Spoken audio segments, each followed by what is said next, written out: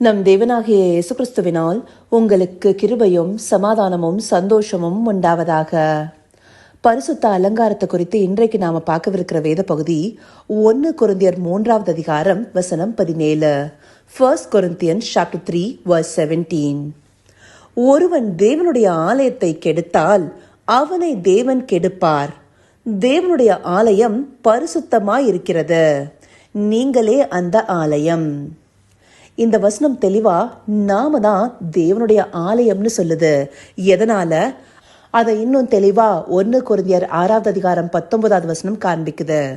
உங்கள் சரீரமானது நீங்கள் தேவனாலே பெற்றும் உங்களில் தங்கியும் இருக்கிற பரிசுத்த ஆவியினுடைய ஆலயமாய் இருக்கிறதென்றும் நீங்கள் உங்களுடையவர்கள் அல்லவென்றும் அறியீர்களா?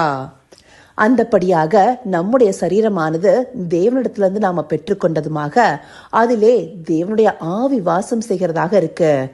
அந்தபடி கிறிஸ்துவின் மூலமாக ஆவியானவரை நமக்குள்ளார பெற்று ஆலயமாக காணப்படுகிறோம். இந்த ஆலயத்துடைய மகிமையை புரிந்து நாம நடக்கிறோமா? அப்படி புரிந்து கொள்ளாம நம்முடைய பரிசுத்தத்தை காத்து கொள்ளனா தேவன் நம்மை கெடுப்பார்னு சொல்லி இந்த வசனம் சொல்லுது.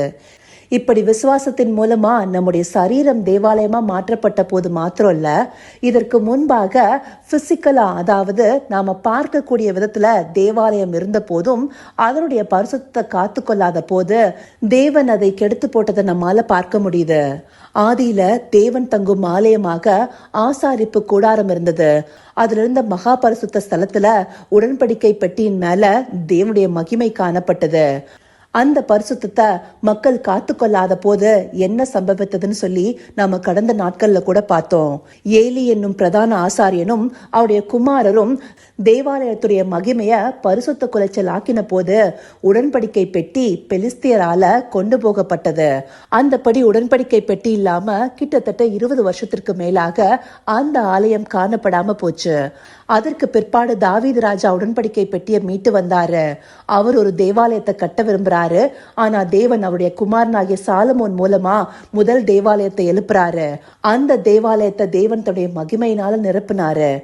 அப்படியாக இருந்த தேவாலயத்தை பின் நாட்கள்ல வந்த ராஜாக்கள் ஆகட்டும், தேவ ஜனங்கள் ஆகட்டும் பரிசுத்த குலைச்சலுக்கு ஏதுவாகவே மாற்றினாங்க.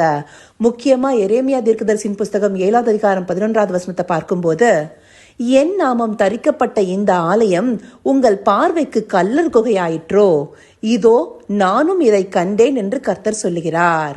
அந்தபடி ஆலயத்தை கல்லர் குகையா மாத்திருக்காங்கிறத தேவன் தாமே சொல்றாரு. எசேக்கியேல் தீர்க்கதரிசிக்கு தரிசனமாகவே காண்பிக்கிறார் இல்லையா, ஆலயத்தை எந்தபடியாக பரிசுத்த குலைச்சலாக அந்த மக்கள் மாற்றி கொண்டிருக்கிறாங்கன்னு. அப்படியாக மாற்றப்பட்ட ஆலயத்தை தேவன் தாமே பாபிலோனியர்கள் கையில ஒப்பு கொடுத்தாரு. அப்படியாக ஒப்பு கொடுக்கப்பட்ட போது அந்த ஆலயம் இடிக்கப்பட்டு போயிற்று.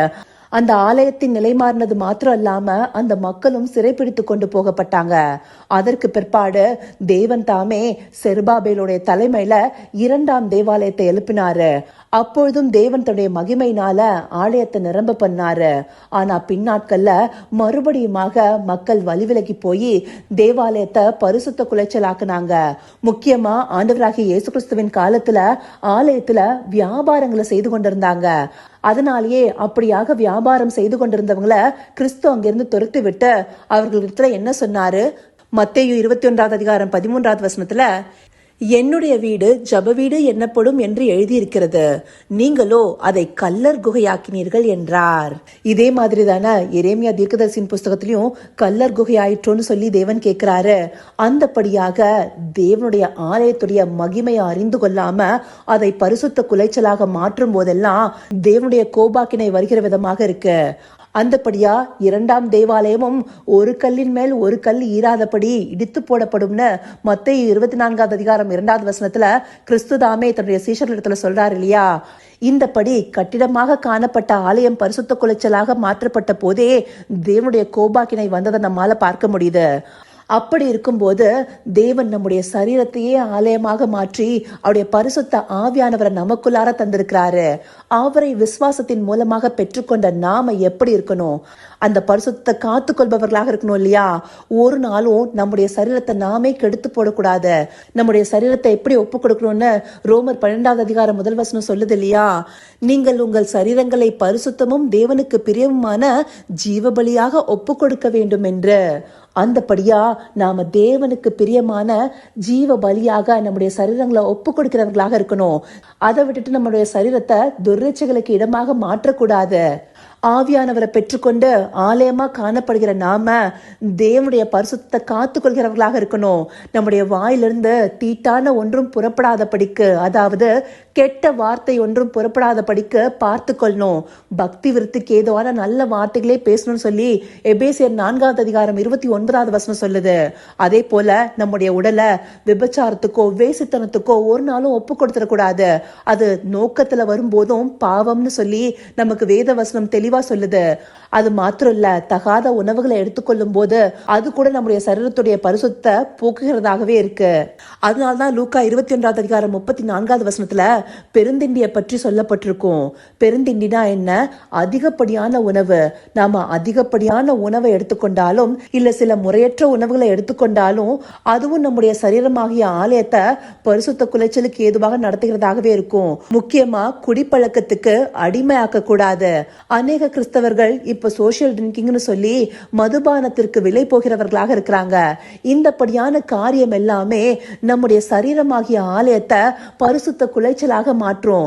தேவனுடைய ஆலயமா காணப்படுகிற சரீரத்தை நாம கெடுத்தா தேவன் நம்மை கெடுத்து போடுவார். அதாவது நாம சத்ருவின் கையில ஒப்பு கொடுக்கப்படுவோம்.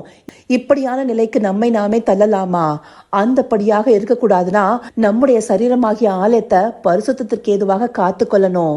அந்தபடியாக காத்து கொள்ளும் போது தேவன் நம் மீது பிரியமாக நம்மை பரிசுத்த ஜீவ பலியாக ஏற்றுக்கொள்வார். நாம தேவனுக்கு சுகந்த வாசனையாக காணப்படுவோம். அந்தபடியான பரிசுத்த நம்முடைய சரீரத்துல நாம ஒவ்வொருவரும் காத்து கொள்ளணுங்கிறதுக்காகவே இந்த பகுதிகளை நமக்கு தேவன் காண்பிச்சிருக்காரு.